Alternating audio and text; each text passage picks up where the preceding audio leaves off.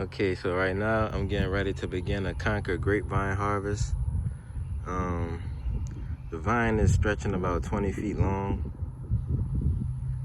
and there's grapes on both sides of the gate.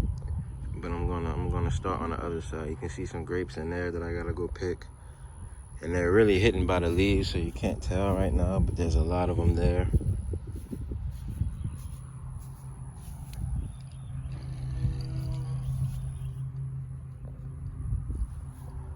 It's a red and sweet watermelon.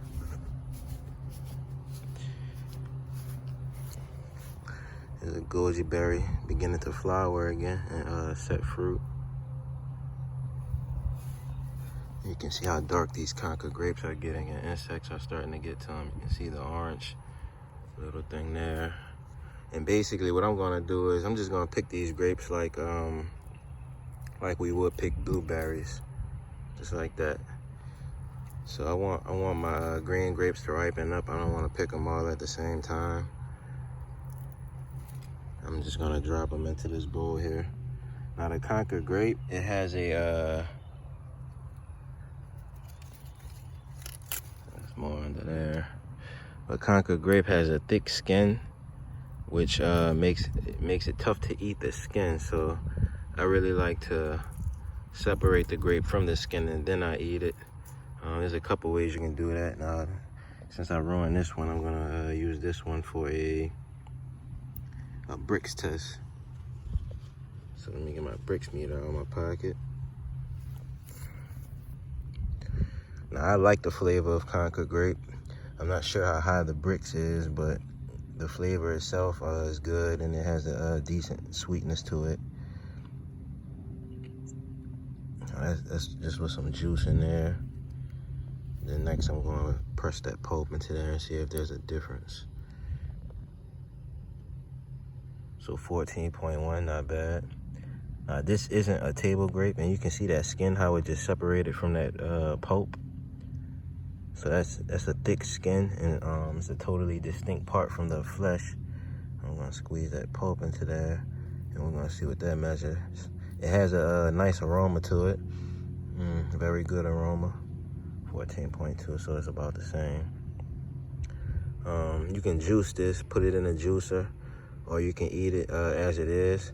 There's two types of Concord grapes. There's a seeded and then there's an unseeded version. I have the seeded version, and here you can see the seeds. So if I wanted to, I can cross-pollinate this vine with other grapevines to get a different variety. But there's usually about 2 to 3 seeds in that pulp sack.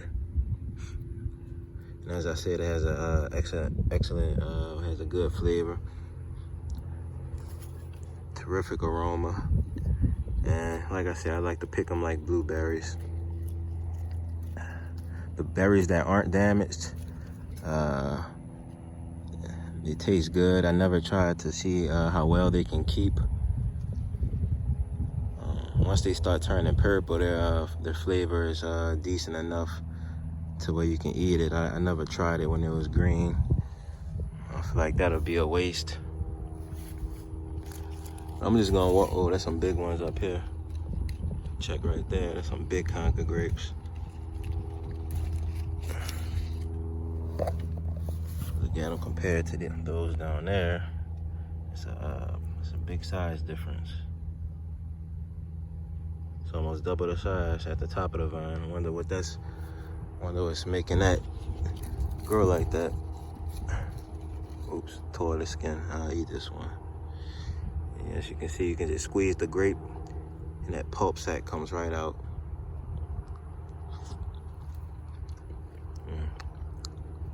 Nice flavor. Tad bit of tartness to it. Makes a great snack though. You can see that's already a lot of grapes. Now I'm one-handed right now because I'm holding this camera, but with two hands, and just me trying to pick them like blueberries, just roll them into your hand. But don't try to roll too hard or you might tear that skin. See, it's perfect, see? You can put that right in the refrigerator, that'll keep well. with a thick skin like that, I'd say these should have a good shelf life. Like the vine is about 20 feet long, and along that whole 20 feet, there's grapes all over. And it'll be such a waste just to clip these bunches off and not have those green grapes ripen up. Now here's what I was talking about. There's grapes also on the other side of the fence. Bunch of grapes, just as many as there are on this side. You can see a nice cluster right here with insects on it, or an insect. So that's all I wanted to show. And I also have next to it a Noble Muscadine that's just as long. So you can see the vines all the way over there. Let's step back a little bit. All the way over there, and then they stretch. So on the left side is Concord, and on the right side is Noble Muscadine. Concord is even all the way over here, so I'm gonna have a lot of picking to do. If we can look into Noble, we can see some green bunches in there, but they still haven't started turning purple. I believe Noble is also a juicing variety, so this one might have a thick skin that's not suitable for eating, but the flavor may be suitable. We'll see once I test it out. Some vines growing inside the vines. Let's get that out of there. Let's pull that. And we can get to the grapes. And even when we look right here, you can just see grapes all in there. A minimal of 60 pounds. The Concord vine also had more grapes than what you see, but birds have been getting to them, and I've been getting to them. So, but there's still a lot of weight on those vines.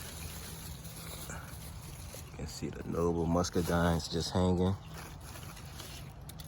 and also on the other side of the fence. So, and that's in one little section right there. It's like that through the whole vine. All right, y'all. Pick a couple more Concords. I'm gonna end this video.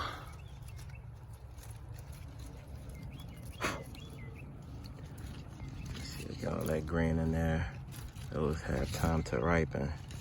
And also, you don't just have to juice it by itself to make it a really enjoyable snack. It's so ripe they're falling off. To make it a really enjoyable snack, you might wanna juice it with something sweet like a watermelon or something, you know? Ooh, that came off by itself. The whole cluster. So we can just throw that in there. There was only one green grape on there.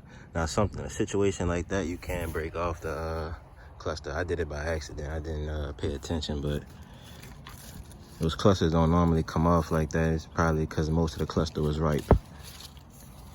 So that's that, y'all. I'm gonna start doing this job two-handed now, so I can get out this hot sun and beat that rain. See y'all in the next one.